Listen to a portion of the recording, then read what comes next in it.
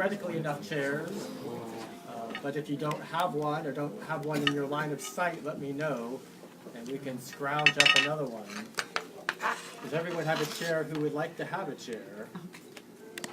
If you prefer to stand, that's fine too, of course.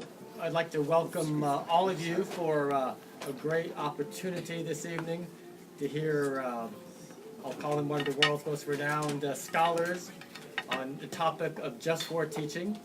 And I am Mark Tooley, so I'm head of the host group here, the Institute on Religion and Democracy, which publishes, among our other programs, a magazine called Providence, a Journal of Christianity and American Foreign Policy, to which a number of you are contributing editors, including Dr. Biggar and 5 or 6 others in the room, many of whom are in town for a just concluded 3-day international conference for military chaplains on military ethics held over at National Defense University, which is why Nigel Biggar is in town.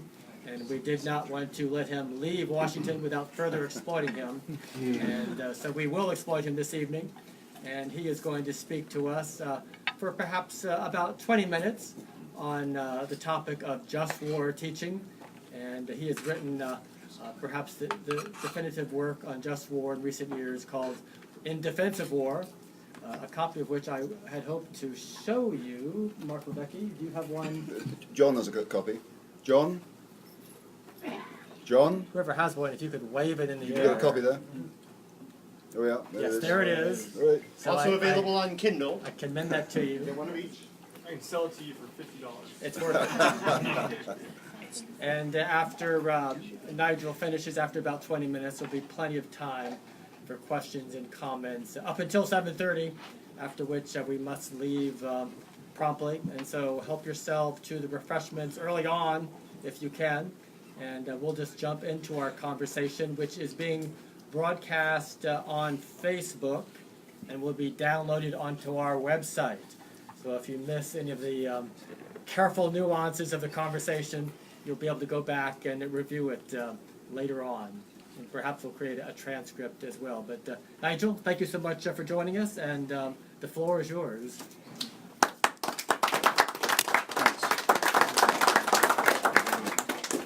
I'm going to sit behind you. Okay, fine. I'm going to stand up just since I'm myself a very poor listener.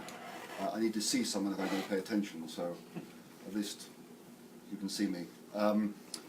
So thanks, Mark, for that warm welcome, and thanks for the opportunity to speak to you, and thank you all for coming to listen. I assume that this was a relaxed event, so I didn't put a tie on, and my remarks, this is not a lecture, this is a series of 5 topics that I'll mention in relation to the ethics of war, and particularly the doctrine of just war.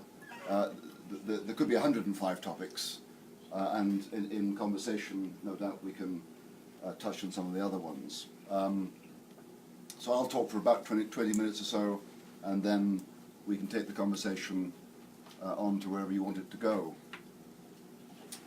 But I thought I'd start with a bit of autobiography, not just because I like talking about myself, but because there are all sorts of topics one could decide to spend one's time thinking about and writing about, and there's usually a reason why someone decides to opt for a particular topic, and I opted to spend a long time writing about the ethics of war, and I ended up entitling my book In Defense of War. And I usually advise my students, whenever you're reading a text, ask yourself, what is the author against? What's the author against? Because if an author cares about something, and that something is taken for granted, is common sense, there's really no need to think about it, because it's safe, it's secure. Usually authors choose to talk about something they care about because it's under some kind of threat or question. And often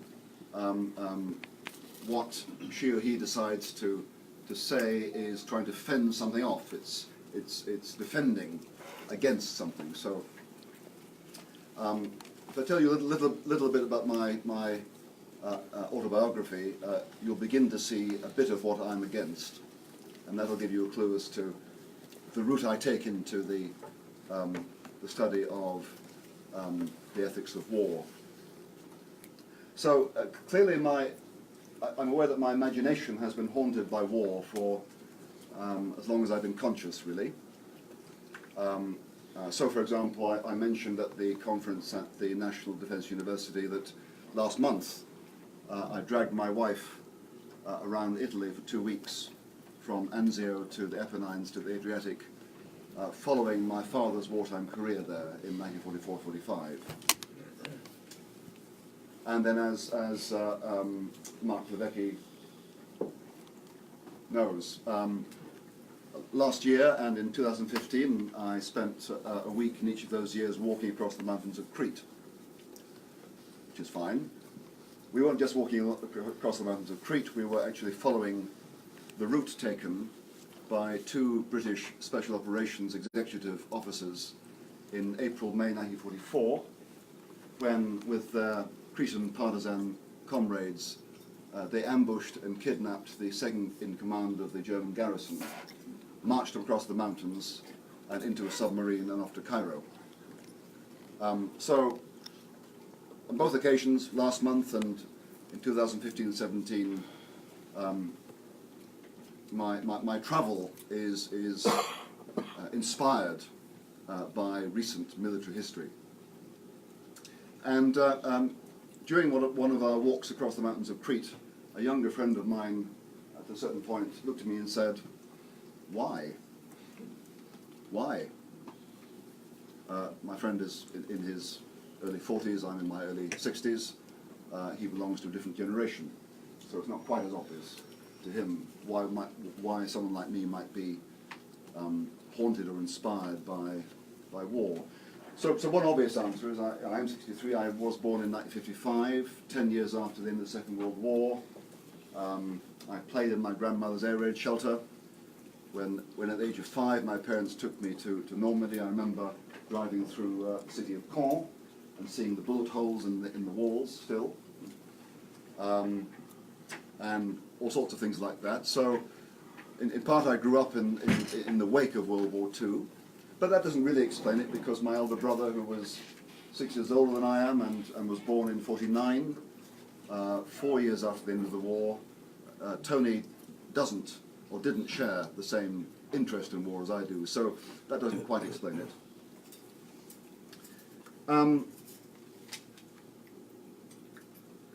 One reason for my interest is this. I wasn't brought up as a Christian. My father was a non-church-going Presbyterian. My mother was a lapsed Methodist.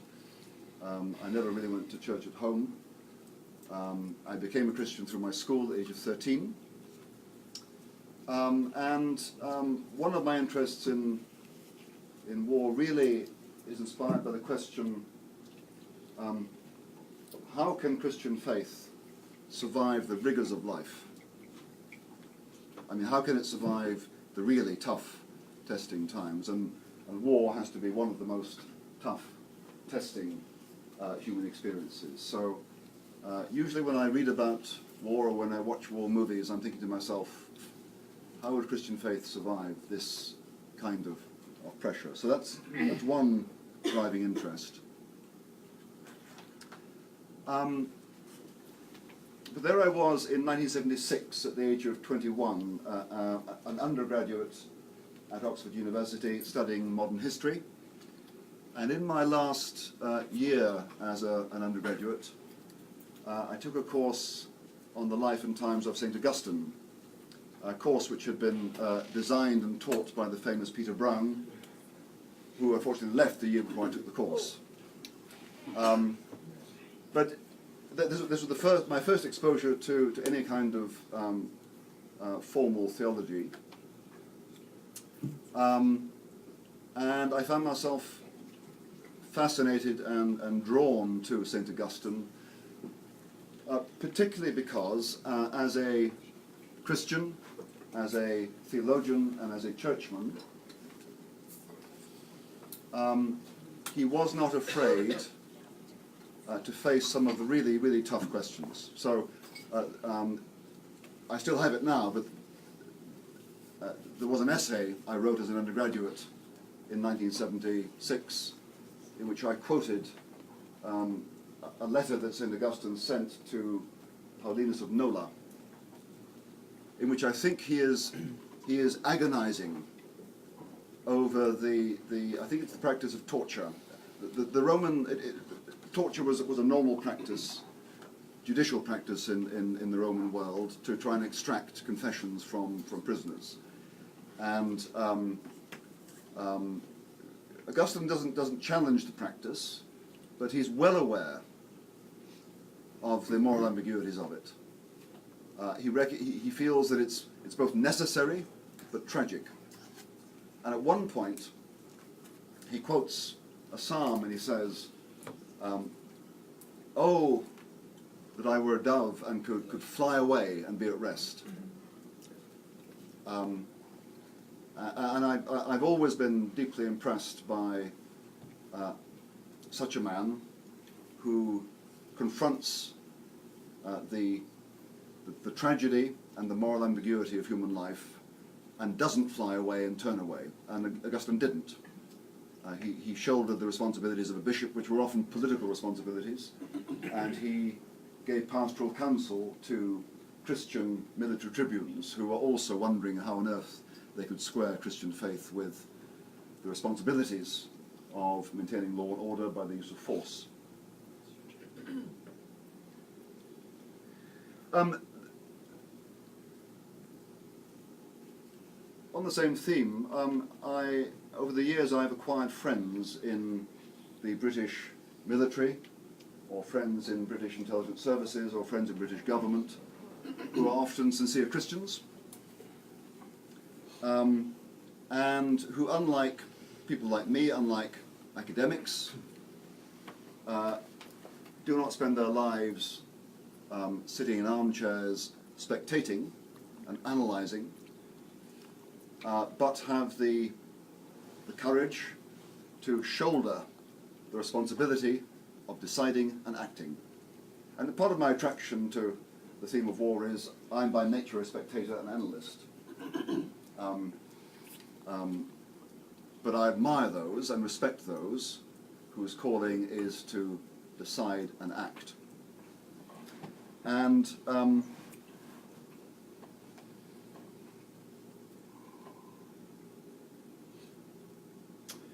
I suppose I feel that the church needs to support such people,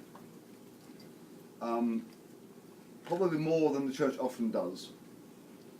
I feel that sometimes the church doesn't draw alongside, doesn't share the anguish of that responsibility. Through its chaplaincies it does, but oftentimes chaplains are on the margins of churches, and are not, even chaplains are not supported as much by churches as they should be.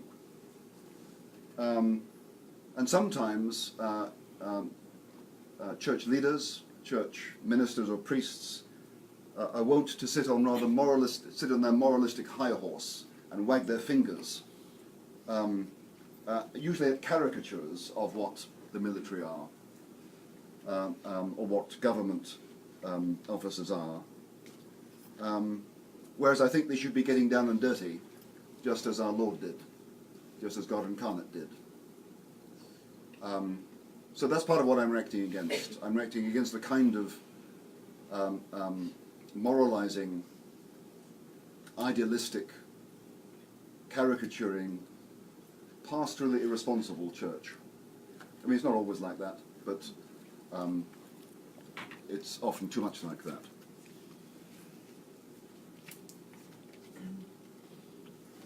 Okay, so there are some elements of my personal motivation for interest in this topic, and there's more to that, but I think that's enough.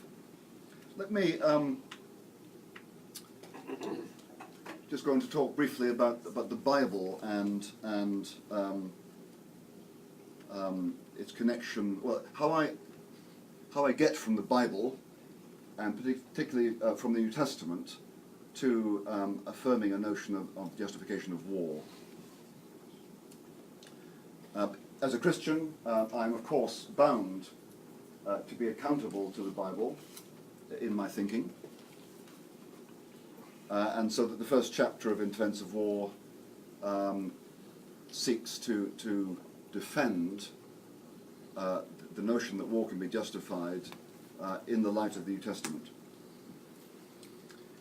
As you will well know, in the New Testament, the themes of love, of forgiveness, of forbearance are very prominent.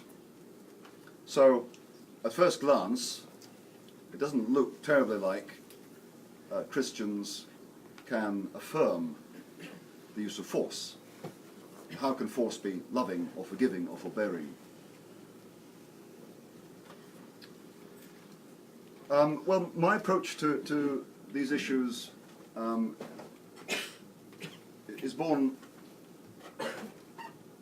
is shaped partly by my own family experience.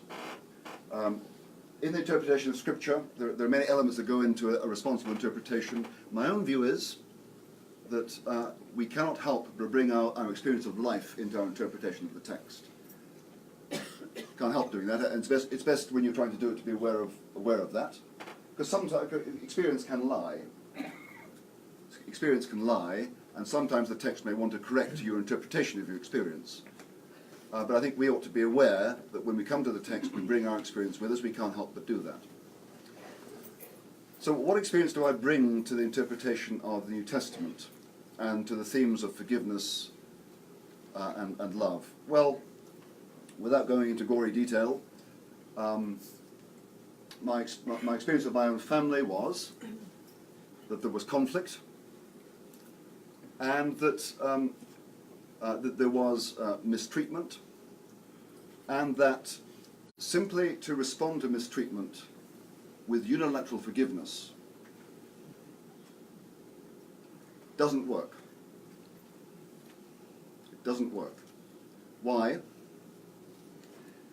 Because if I'm mistreating you, and you every time you simply say, I forgive you, I forgive you, I forgive you, I learn nothing. I just keep on doing it.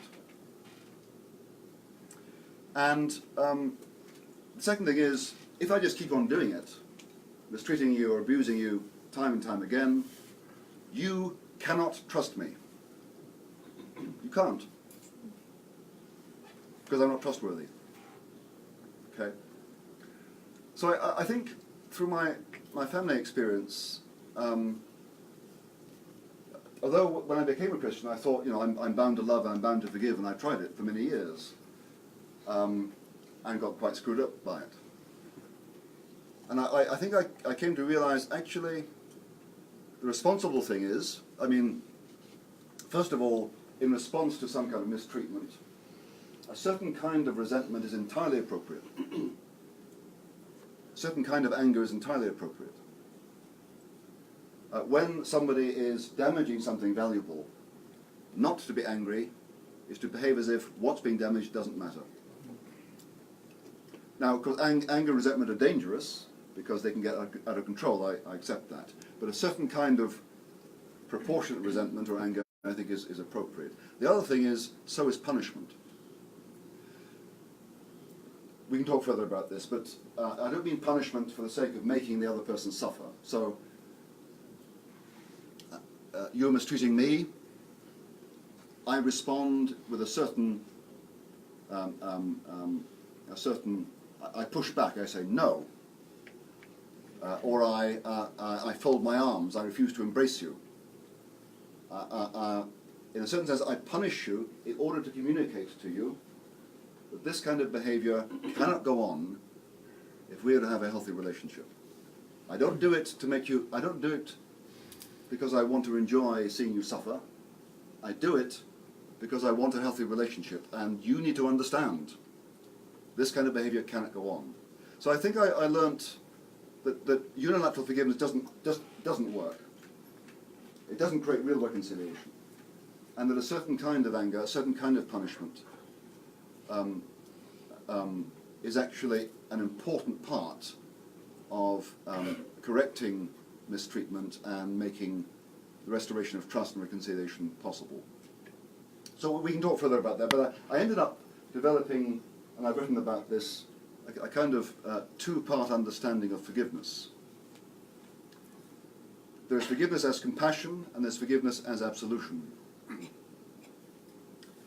My view that as a Christian, if you injure me, I'm bound unilaterally to respond to you with a certain compassion, in the sense that I'm a sinner too, I know what it is to wrong people, and even though you've done me wrong, I cannot regard you as other than my fellow.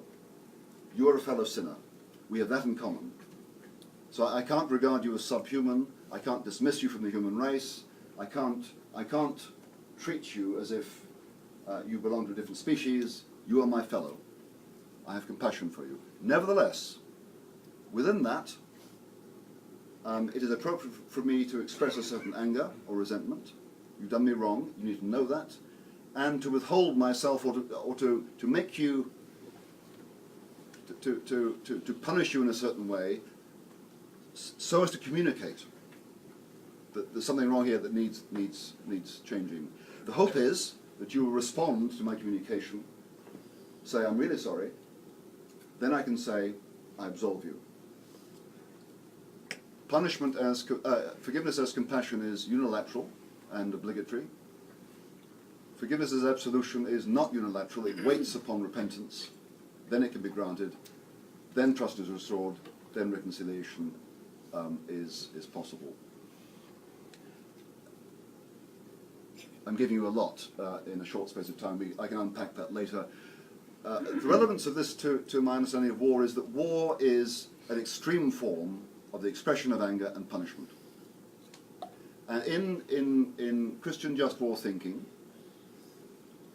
the aim of just war is peace, is reconciliation.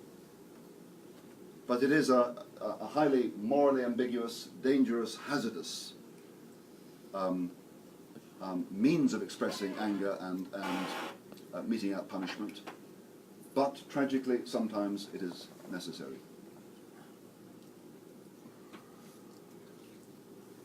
And just in terms of the New Testament again, so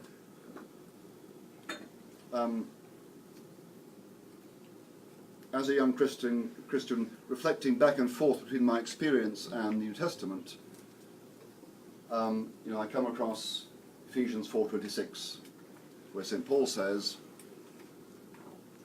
"Be angry, but do not sin. Be angry, but do not sin." One of the first texts that made me think, maybe it is possible for a Christian to be angry. And maybe it's sometimes right, because Paul implies that. Be angry, but don't sin. And then, of course, if you reflect honestly on the Gospels and on Jesus' behavior toward the Pharisees in Matthew 20-something, he gets fiercely angry. Right? So, if I want to point to texts in the New Testament that legitimate anger, they're there. They're there.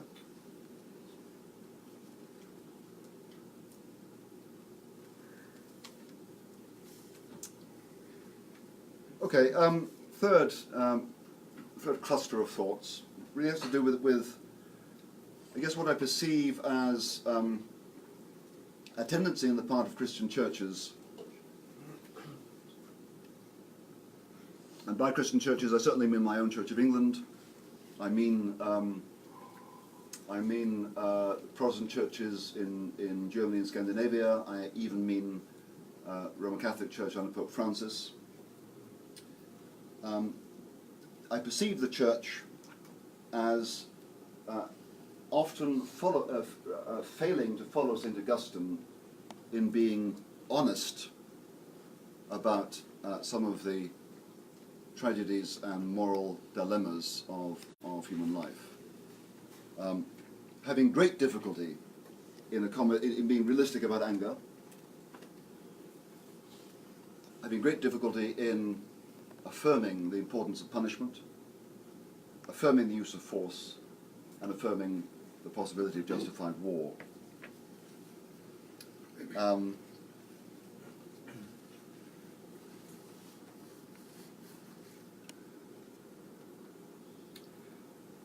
Often these days, church people, church leaders, think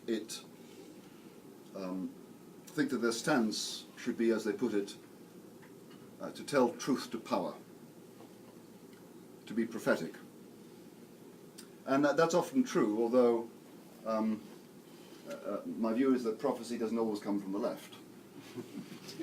And that the power that needs correcting is not always up there.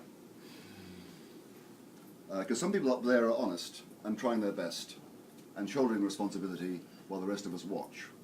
Some people up there, okay?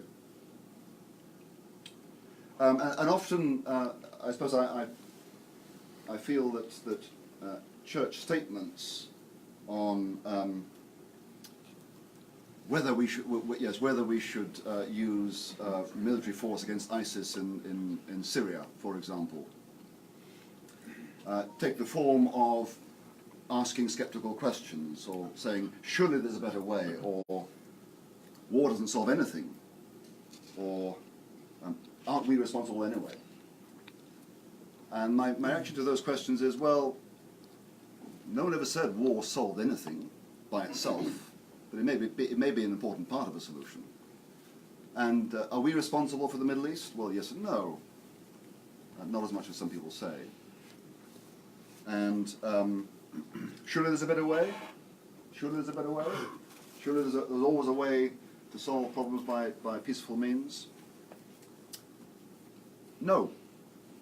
Not really. Or at least there may be a way of avoiding going to war so long as other people pay the price. But sometimes the fact is, if you want a more or less just peace, sometimes there is no alternative but war.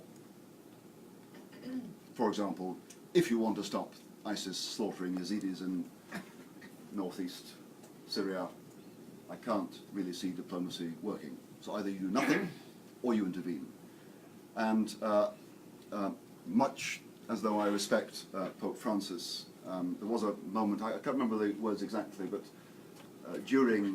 when in the UK there was debate about whether we should be involved in bombing in Syria, the Pope made some statement that implied that he thought that perhaps the use of force might be justified. It wasn't quite clear whether he was saying that, but whatever he said, he then qualified and said, but force is not the only way. I thought to myself, well, we know that, but that doesn't help in this case. And often churchmen, I think, are reduced to uttering ambiguous or bland statements that actually they would be better saying nothing at all, because it fails to grasp the nettles that other people have to grasp.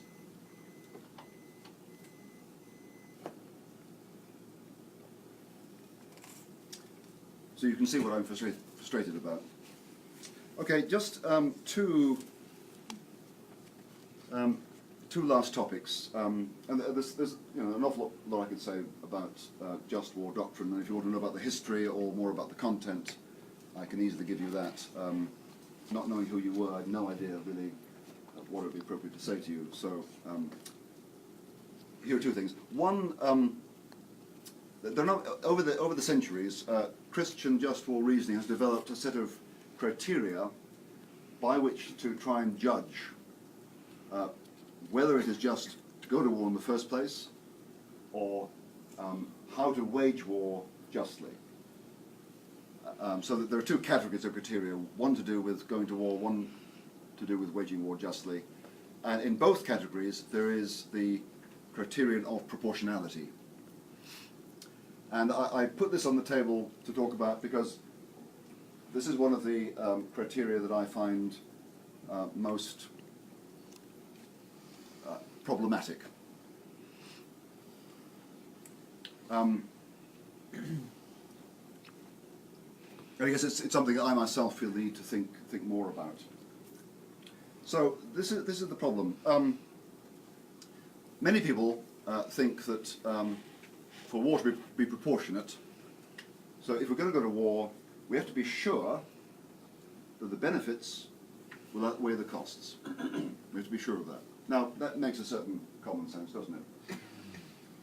Until you think about it. How on earth, when you start a war, have you any idea what it will cost if you want to win it? Okay, so for example, let me presume that every person in this room thinks that the war against Hitler was just. If you were a typical Anglo-Saxon audience, and I've tried this before, I've taken a vote, 90% of you would think so. I suspect in this room it's probably rather higher. Okay, so you think the war against Hitler was just. So without a doubt, regime change in Berlin in 1945 was a good thing. I didn't explain that. But it did cost the lives of between 60 and 80 million people, most of them civilians. And it did hand over half of Europe to the tender mercies of Stalin for about 2 generations. Okay. Now we still think it was worth it. Suppose the number of lives lost was double that, double it, or triple it, or quadruple it. At what point do you say it wouldn't have been worth it? If you're puzzled, so am I. I don't know. I don't know how you say that. Okay. So that notion of proportionality, it seems to me, doesn't quite work. I mean, the question of how many lives it's worth spending to fend off a grave injustice is a bit of a quandary, really. I don't know. I don't know. There's another way of thinking about proportionality, namely, it's not to do with weighing up costs and benefits, which frankly is often impossible, and certainly in advance of going to war. The other way of thinking about proportionality is, are the means proportioned to the end? That's to say, is going to war the means an efficient, necessary way of achieving the end of a just peace? Now, if realistic diplomatic means are available to you, the answer is no, because war is highly costly and hazardous, and if there are diplomatic ways or perhaps economic pressures that could achieve a just peace, those are to be preferred, in that case war is not proportionate. But in some cases, in some circumstances, there may be no other way of achieving just peace other than war, and this form of war is minimally destructive and will achieve the end. That's proportionate. Well, that makes good sense. The problem is, if you reckon there's an evil that is sufficiently grave to warrant war, then again, this notion of proportion can permit the killing of very, very, very large numbers of people. And even, in my thinking, it could permit, in certain circumstances, the use of nuclear weapons. Now that may just be right, but it does cost me a bit of sleep at night, really. So I suppose I'm slightly bothered by the open-endedness and the elasticity of this notion of proportionality. I have no idea how much time I'm spending. Am I okay? As much as you'd like. All right. Well, this is the last point. Okay. And then you can direct what we talk about. Okay. The last point has to do with Christian hope. I was at a conference in Hamburg some years ago, hosted by a Catholic Institute for Theology and Peace, and the prevailing view appeared to be that the way forward is to strengthen the United Nations to build a global state capable of enforcing international law and effectively abolishing war. And I just observed to myself that in this case, this Catholic thinking, this Catholic Christian thinking was indistinguishable from secular progressivism. That's to say, we reach utopia simply by strengthening international institutions, and if we just work hard enough, we'll get there. And I did ask the question, whatever happened to eschatology here? That's to say, we Christians, we believe in the kingdom of God, but I don't think we believe in the kingdom of God as something that is going to be the fruit simply of human endeavor. I certainly think of the kingdom of God as something that depends decisively upon the dramatic intervention of God, something equivalent to the resurrection of Jesus from the dead, except on a universal and cosmic scale. And what that means is that So I put that question to them, and the answer was silence. And clearly, I'm highly sceptical about the prospect of building a global state and abolishing war.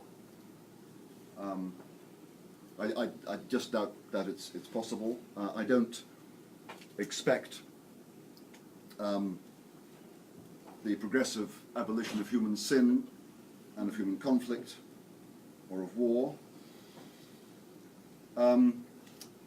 But it does pose to me the question of what is it I hope for as a Christian, and do I hope for too little? Because I think my view seems to be that until there's some radical transformation of the human heart and of human relations, and I don't see it as being the product of progressive human endeavor, until there's some radical transformation, the most we can hope for really is for the use of force to be qualified by Christian love. But until then, we are waiting for something dramatic. And of course, I'm not against attempts to build international trust. I'm not against attempts to strengthen peacemaking. I'm just skeptical as to whether one could expect to abolish human greed, pride, or the other motives that produce abuse and conflict. And I also worry sometimes, I do worry that sometimes political idealism has the opposite effects of what you intend. So I think back to the 1930s, when in Britain the peace movements were very strong. So you just had the First World War, which we are celebrating the last year of right now. You've had 1.1 million military fatalities, and you can understand why in the 1930s people were quite keen on peace. That sounded very well. But one of the unfortunate side effects of the political power of the peace movement was that when Italy invaded Abyssinia in 1936, the British government did not think it had the political support to intervene. Therefore, the League of Nations collapsed.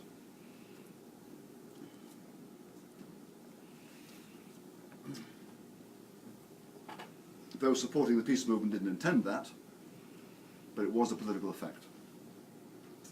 And I worry that a well-intentioned idealism sometimes, through its naivety, can have very damaging effects. I've said more than enough. Ask me anything about just war, I will give you an answer. Thank you very much.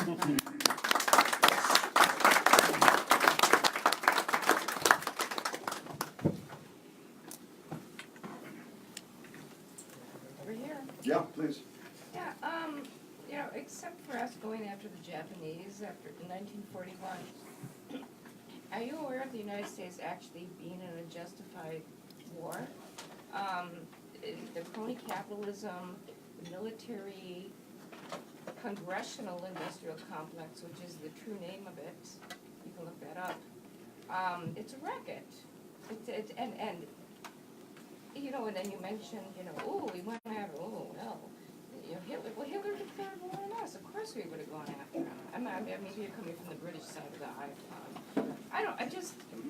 What war have we been in since World War II where we fought against somebody who was posing a threat to us? And why should we go around being the police of the world and, you know, saving people from each other?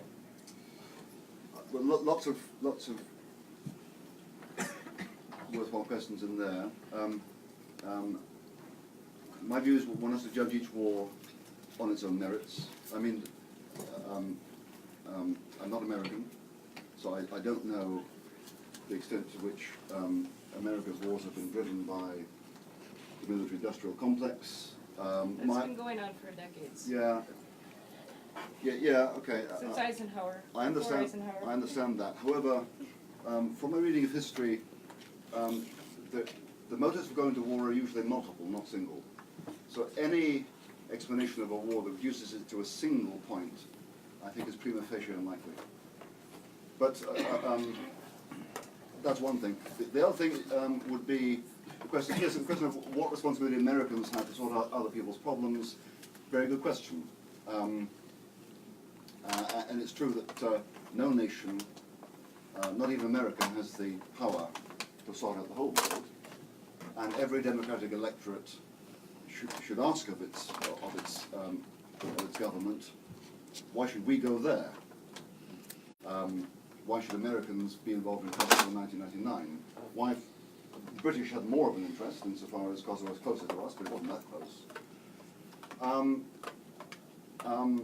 The answer could be that you're the kind of nation that doesn't just want to look after its own interests, but actually part of being American is, as I hope part of being British is, doing what good you can for the rest of the world. Now, there may be limits on what you can do,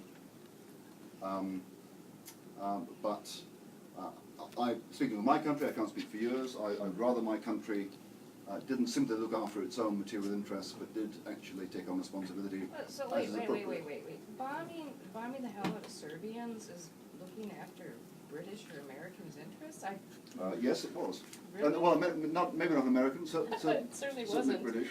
Yes, it was. So we have a difference there. If Serbia had succeeded in expelling Kosovar Muslims into Macedonia, there was a good chance that Macedonia would implode and the whole region would be in conflict. So Europe had a strong incentive to intervene. Europe, being Europe, of course, didn't have the military power to do it. Needed American help. Tony Blair twisted Bill Clinton's arm, and I'm grateful you got involved. Sounds like we did in Libya. Well, one thing at a time. Yeah. Next. Okay. So can I just number you off from 1, 2, 3, 4, 5. Okay, so 1, whoever that is. Yeah. So let's switch to the 17th and 18th centuries in Europe. How do you justify the neo-colonial wars that the British, the Portuguese, the Spanish, the French, etc., waged to make these nations in India, these people in India and Africa subservient? How do you justify in the 20th century Vietnam, Cambodia, and all the people that died in those wars? Heavens. Well, I mean, one answer is I might not want to justify it. I mean, just war thinking isn't all about saying war is good. It's saying war, to be just, has to meet certain criteria. And so, for example, one classic expression of just war thinking was that developed by Spanish theologians in the 16th century, particularly Francisco de Vitoria, who analyzed, criticized the Spanish invasion of the Caribbean islands and argued in many cases it was unjustified. So in many cases I wouldn't want to justify imperialist invasion of native territory. But as I say, you have to judge each case on its own merits. Where would you place Vietnam and Cambodia at that moment? I'm not American. that was you. My country wasn't involved in that. So I'm not being smart. Simply, it's not a war I've studied. It's not a war I've studied. Number two. Yeah. So is war is war capable of being more than a mere public necessity, or is it capable also of being an arena of witness to the crucified Christ? Ah.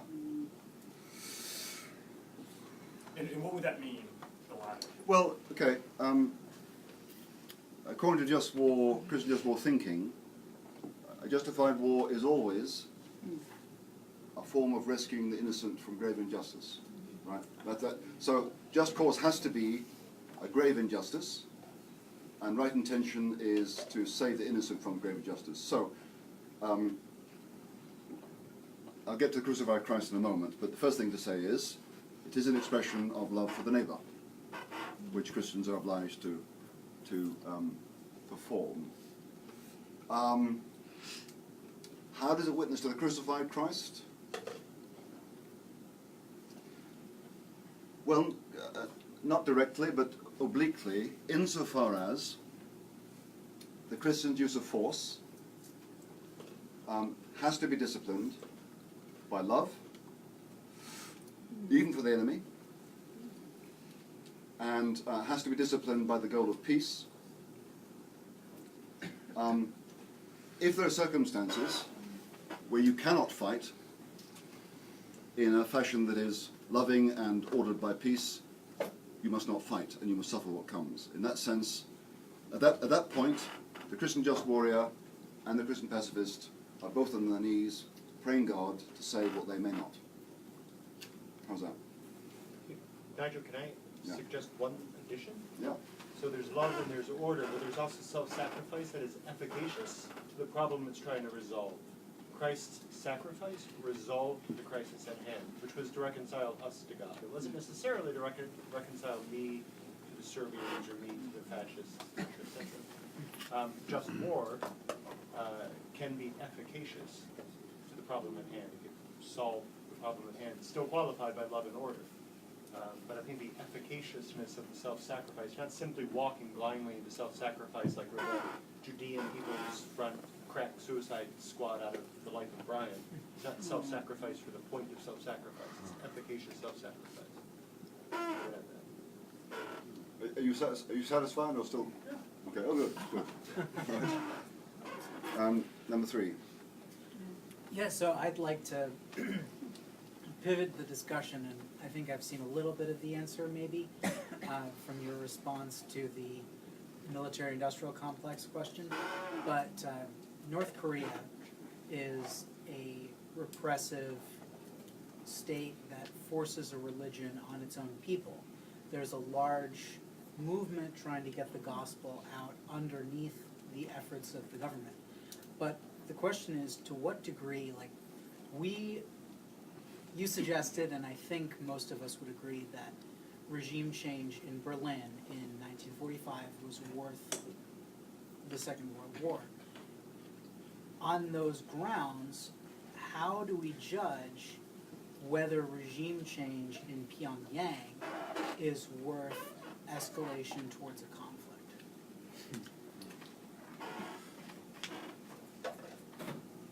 And is there a degree to which we should, as Christians, support change in an oppressive environment in the interest of helping the neighbor? Okay, so I can think of three things to say. One is, yes, we should support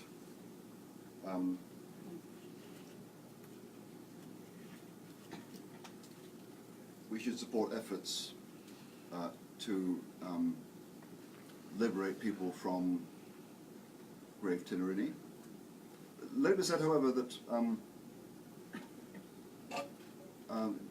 Christian just war thinking does say that an injustice that warrants war as a part of a solution has to be grave. That's to say, it acknowledges that war is a destructive, hazardous instrument, and that there may well be forms of tolerable oppression that would be better borne than thrown off by war. So there's that. In the case of North Korea, as far as I understand it, it is a very, very repressive society, and we should do whatever we reasonably can to liberate people from that state. However, that state possesses nuclear weapons, right? So the costs and the risks are very high, and there was a good reason why the West did not intervene when the Soviets invaded Budapest in '56 or Prague in '68. The Hungarians and the Czechs appealed for military support. We didn't give it to them. Why? Because of the risk of nuclear exchange, nuclear war. And that seemed to me to be prudent. And in the case of the Soviets, as we know, after two generations, partly because of military competition from the West, the Soviet Union, in a sense, collapsed of its own accord. And so the policy of containment actually proved to be wise. But the other thing is, there is a question of national interest here. That's to say, and the lady on my right here, in a sense, raised that question. You know, why should Americans worry about North Koreans or Kosovars? Or any country. And the answer, well, part of the answer is there may be evils in the world. We can't solve them all, and for a democratic electorate to support military intervention overseas, that's to say, to support war where their own state is not immediately under threat, there has to be some kind of national interest involved. I don't think that's unreasonable. I don't think it's immoral. I think it's fair for Americans or British to say, why should our people be put at risk over there for them? Because the risks are considerable. So the way I put it, in terms of Syria, I mean, we've all watched the awful torture of the Syrian civil war, and some of us, not all of us, have asked ourselves whether shouldn't we have done more? Shouldn't we have intervened? Shouldn't we have intervened earlier? But speaking for my own country, my sense is that we thought, you know, what's going on in Syria is awful, but frankly, it's just too far away to warrant us paying very high costs. And what I've said is, had it been the case that Aleppo were geographically located where Dublin is, the UK would have got stuck in, would have paid the costs, because our national interest was clearly at stake. And after I developed that point, someone pointed out to me that Edmund Burke made exactly the same point in the 1780s, when some people in Parliament were saying that the Brits should go and bombard Algiers, because that's where the Corsair pirates were. I think, in fact, didn't the Americans go and bombard it in the end? We did, Oh, we went to Good. Turkey. One point. After they were stealing our sailors.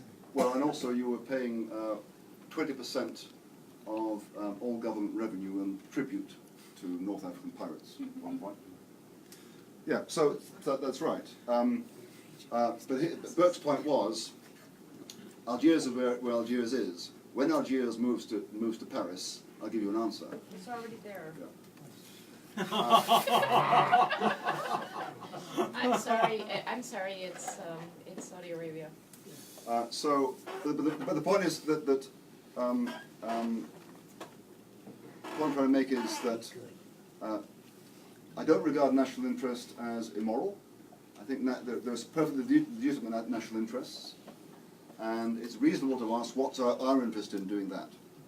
And one of my own view is one of the, in terms of the Iraq invasion in 2003,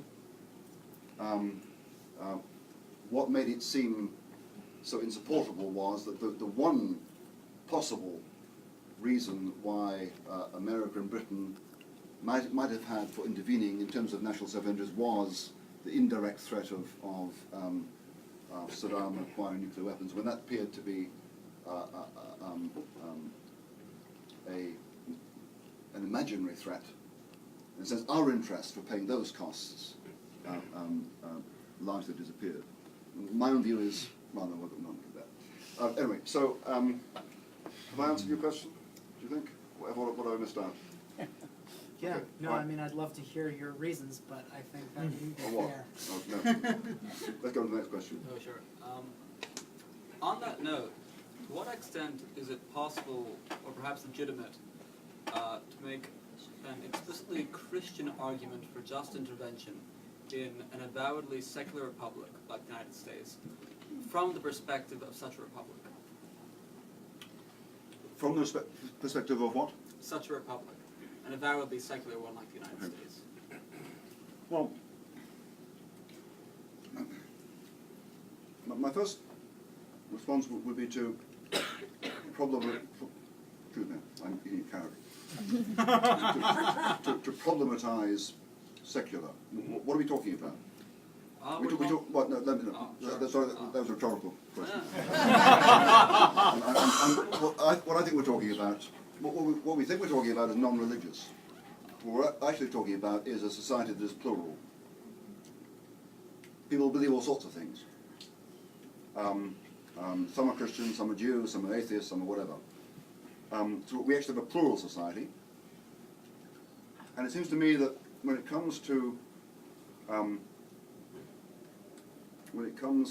giving reasons for public policy, everyone should give the reasons they think are best. What we'll find is, in spite of our differences, actually, there are some moral principles that we do in fact agree upon. We want to agree in everything, we'll agree in some of them. But it's complicated, isn't it? Because here I'm Christian, I'm still a bit of a liberal imperialist. I still think that I think from a Christian point of view, a nation that has the power and sufficient interest to save foreign peoples and has the power to do it efficiently should do it. There'll be plenty of, I say that as a Christian, there'll be plenty of liberal folk who will support that, but there'll be plenty of Christians who disagree with me, right? So, I mean, I can only say we have to put our best foot forward, give our best reasons, and argue them in public. And as always, the policy that emerges with something of a compromise. But I don't think, my view is not that a secular public square should ban religious views. I just think religious views have to get in there and make their case as best they can. And some people will be baffled by what I say as a Christian, but then if you're a Marxist, you baffle me too. Bafflement is normal. But we find ways of creating fragments of consensus. Any good? Any good? No? That's fine. All right. Yeah. So currently, Pastor Brunson is in Turkey. He was in prison. Now he's been released to house arrest, but he's still in their custody. He wasn't necessarily arrested for his faith, but he is a Christian, and that was part of the allegations. Before that, it was Pastor Saeed in Iran, and it raises the question: should we send troops in, maybe a special force, a smaller unit in, to get them at the risk of a greater war? But then the other side would say, well, is it really just for an individual, or is it for a principle of liberty? And if we allow for one, we're going to allow for all. Yeah.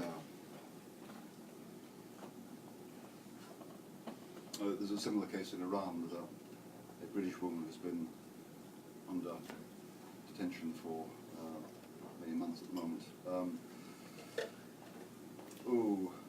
And again, that might be a serious injustice, but it's a serious injustice on a small scale. The question arises as to just what risks are we willing to take to put that right?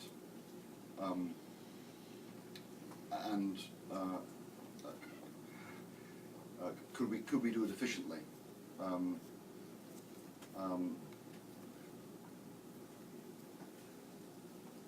But yeah, I haven't thought about that kind of case.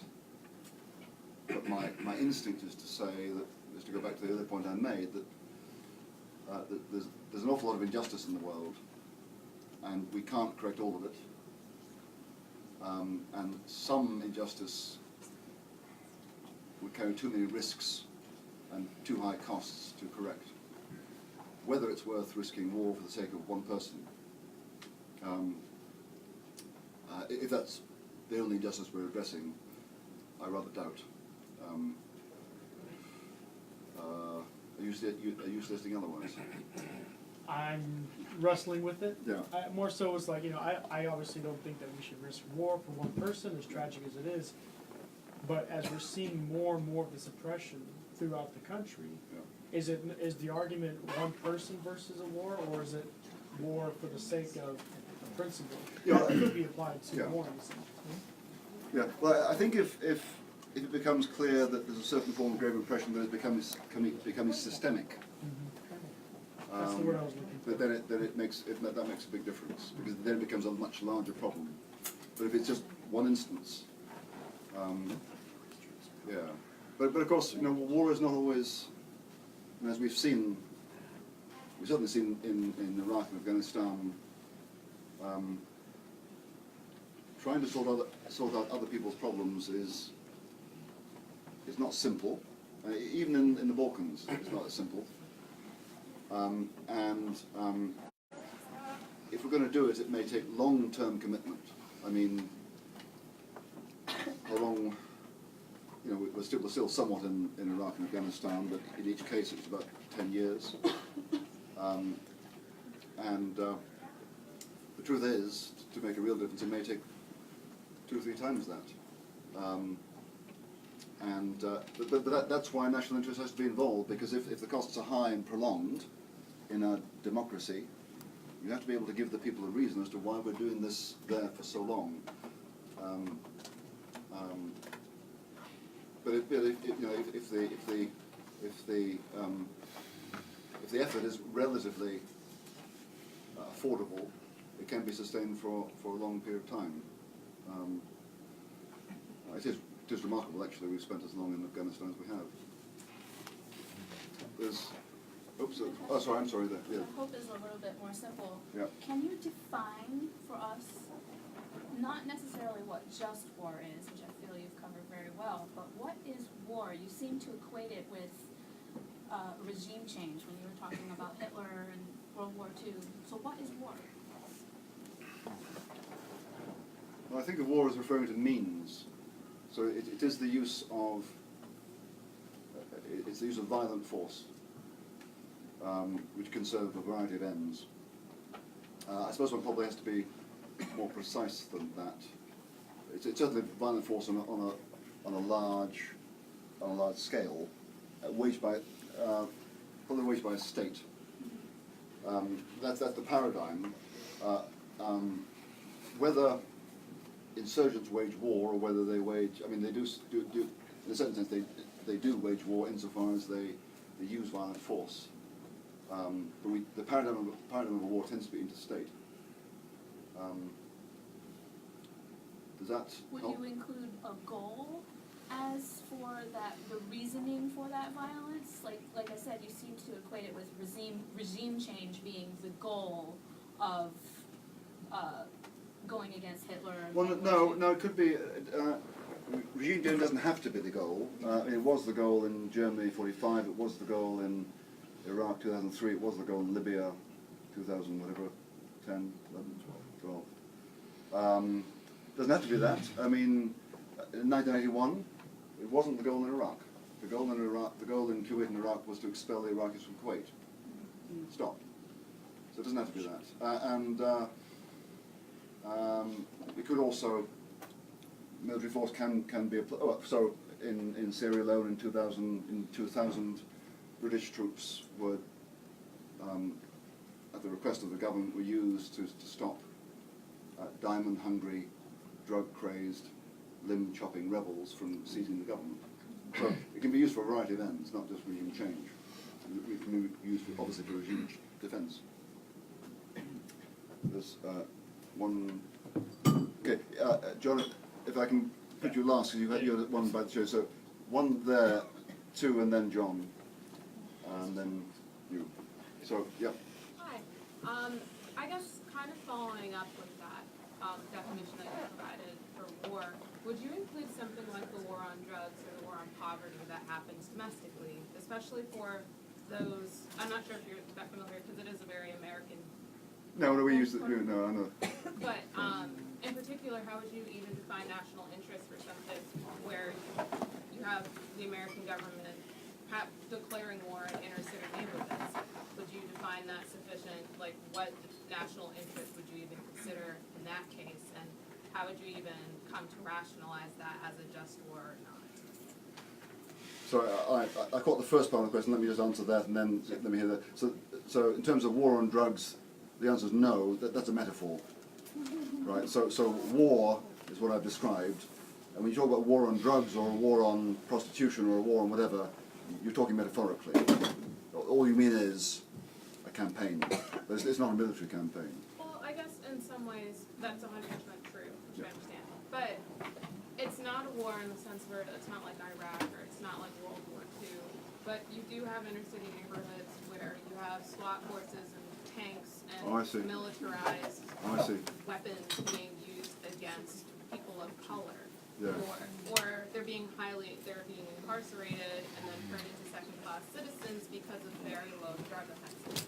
In some ways, yes, it's very different than going into Iraq, or it's very different than the war against Hitler, like very different things. I'm not trying to equate them, but there are very many similarities between what's happening in, let's say, a neighborhood that I've grown up in, where you see SWAT teams raid apartments, and that becomes a way of life.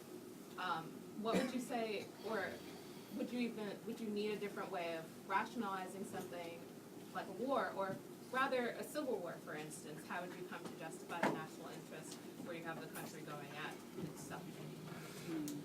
Well, so two questions. One question has to do with definition, one with national interest. So in terms of definition, I mean, I guess there's kind of legal definition in the sense that if the military, well, sometimes the military act in support of the civil police.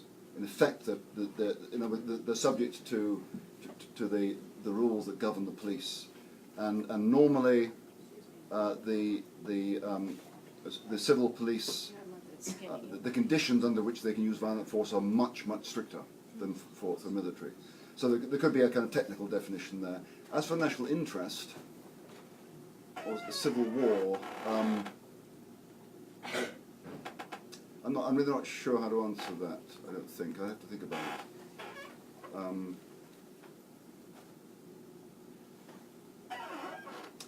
Because of course, in the civil war, the two sides have conflicting views of what the national interest is. In the U.S. Civil War, the North had one view and the South had another. Yeah. Sorry, I can't do any better with that. Thank you. Who is next? Hi. Yeah, very simple question, much simpler. Just follow up some of the questions asked earlier. So I want to get some feedback from you in terms what happened to those people just saying, what mentioned earlier, women detained by the North Korea or whatever. What happened? That person is a powerful, rich and powerful elite class, like a multimillionaire or MP, a congressman, a senator. What will happen? Then will be justify a war, maybe a VP or maybe a president or whatever. And just on that line of thought, and then was, what does that say to the equality? What does that say to the whole society in general? Okay, so the question could be, would it be more justified to go to war to rescue a president than a citizen, and what does it say about equality? Well, one answer could be that Both are men or women. It Yeah. can be individual, right? So Yeah, but- one but- belongs to an elite group, maybe 1% or super 1%, whatever. yeah. So what does that say about the whole society? Well, it depends on the reasons.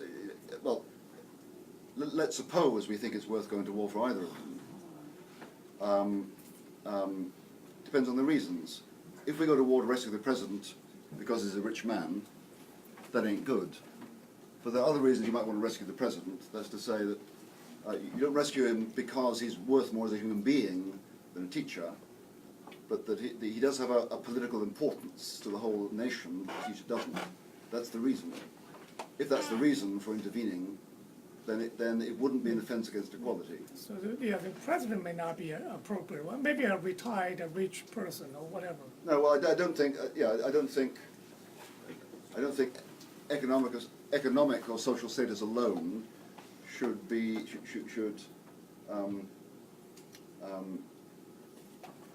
make you more worthy of rescue.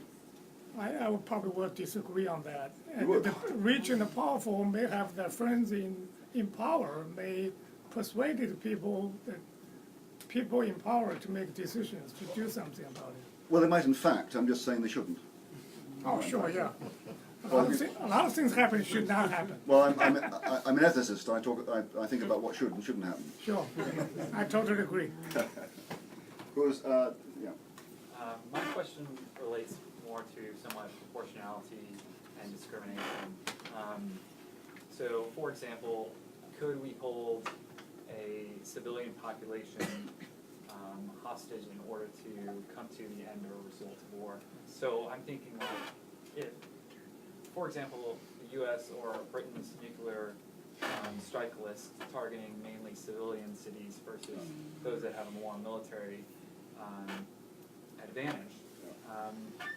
Do you find any ways to justify targeting or having on a list such civilian city centers? Of course, there are historic examples, but obviously there could be a number of types of justifications for those. Do you find any validity in some of those? Okay, so according to just more thinking, the criterion of discrimination says that you may never intend to kill civilians. You will only intend to attack military objectives. You may, however, if the military objective is sufficiently important, and if you have no other means, no less risky means of achieving an important military objective, you may risk the deaths of civilians, but that's not what you're aiming at. So, in the case of nuclear weapons, to deliberately target population centers with a view to threatening, with a view to terrorizing a government into a kind of, by means of blackmail, you know, if you do this, we're going to wipe out that city. That would be a form of state terrorism and would be immoral. However, if there is a really vital command center in a deep bunker in a suburb, it could be permissible to take that out at the risk to civilians. As I understand it, during the Cold War, certainly the UK's nuclear weapons were targeted at population centres. They are no longer targeted at population centres. They're only targeted at important state objectives. Yeah. Nigel, I think she has a question. Yeah, sorry. I just wanted to touch on a couple things we touched on earlier at the beginning when you were talking about World War II and how most people would still say that the intervention how many more people or how many more civilians necessarily would have to die before people would start to question it. But most people would still look at less about the political threats and change to Europe and mainly at the Holocaust that was going on in concentration camps. You still see those images and say some kind of intervention was worth it. And then when we talked about intervention in North Korea, that overall it should be worth it to intervene in some way, but when they have nuclear weapons, we begin to take a step back and say, well, where's the line there? But in North Korea right now, something very similar to what was going on with the concentration camps in Europe is happening, and human rights violations are pretty much equal, but the threat of nuclear weapons back onto the citizens of the invading power could then have you question it. Is that when it becomes less just, when the destruction of the citizens of your own government becomes So, with the destruction of? the citizens of the government of the invading power are then at risk instead of the citizens in a different land, like in World War II. I know Britain has a bit of a different relationship with what happened to their citizens, but with America, our citizens didn't face any threat in World War II, so we can very much look at it and say that was worth it.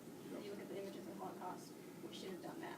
When you look at North Korea, the same images and some things that are even worse or could be seen with what's happening in their internment camps, but the idea of the threat back on our own citizens. Well, I mean, national governments do have a primary obligation to their own people, and so they have to think. And I presume everyone in this room would expect the U.S. government to think: is this a risk to which we should put our people? And that's a perfectly reasonable question to ask, and a responsible government should ask it. So again, it comes back to the question. I mean, we don't like what North Korea does to its people. Many of its people don't like what North Korea does to its people. We would like to change that. But is it worth risking retaliation? Although, as I understand it, at the moment, North Korea probably is not capable of hitting the American mainland, although I guess the worry is it might become capable. It's really very difficult. But just on Second World War and the Holocaust, the truth is neither Britain nor America went to war against Germany because of the Holocaust. Right. Right, because the Holocaust happened later. Talking about when people look at it now and Yeah. say it's completely justified Yeah. intervening, we see the images and we can kind of. Yeah, I mean, I think the way in which the Holocaust plays into the rationale for the war against Hitler is that the Holocaust revealed the nature of the regime. Right, that's the kind of regime it was, and even though we went to war because they invaded France or Poland, or because they were allied to the Japanese who bombed Pearl Harbor, it was worth, but we had to oppose that kind of regime that did that kind of thing, even though that kind of thing wasn't the reason we went to war. If you get me? And then Nigel, we I had allied a, ourselves with the Soviet Union, with what they did to the Ukrainians. Jeez, don't get me started. I shan't. A self-serving concluding question for you. So Providence Journal was founded to respond to a new form of pacifist absolutism that has become popular in some quarters of Christianity. Any counsel from you on how best to respond to it and lift up the more classic understanding of the Church's attitude towards war and peace? Yes, okay, so how to push back against dominant Christian pacifism.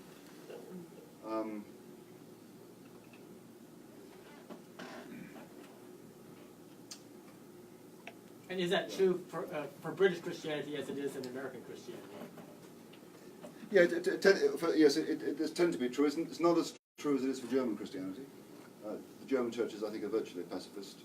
British ones are not virtually pacifist, but there's a heavy bias in favour of peace. I mean, what's not to like about peace? I suppose in terms of pushing back, I mean, one thing to do would be to challenge some of the caricatures that pacifists make of military people and government people. My own view, I mean, you may differ. I have friends in government, I have friends in the military, They are morally serious people. They're publicly spirited people. They are no more duplicitous or venal than the rest of us, probably rather less. They don't get paid particularly well, many of them. I remember in one discussion with a friend, my friend who's skeptical about just war made some reference to the war machine. The war machine, kind of like you made reference to the industrial military complex. This kind of It's industrial congressional military. whatever. Oh, you researched that. I'm sure. The point is, Eisenhower changed the name. it's an abstraction. And when my friend Kian referred to the war machine, I said, Kian, when you say the war machine, I see faces. I see my friends. They're the machine.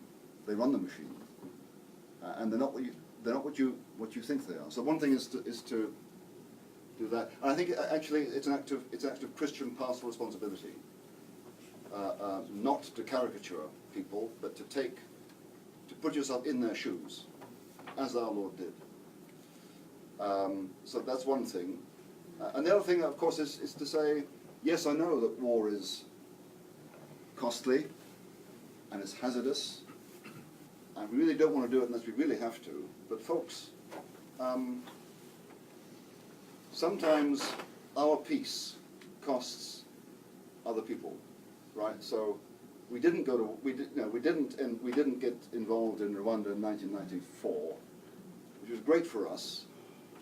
We didn't suffer any casualties, but the Tutsis did, right? So peace is good, but sometimes our staying at peace means other people suffer, and sometimes that has to be because we can't solve every problem.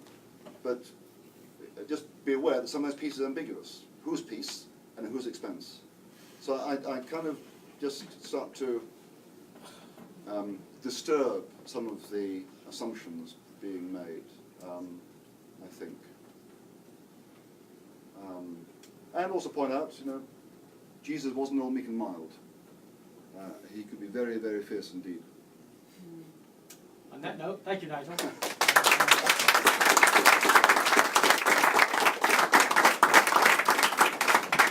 Please finish up the food on the table before you leave. Thank you. That was excellent. It's okay.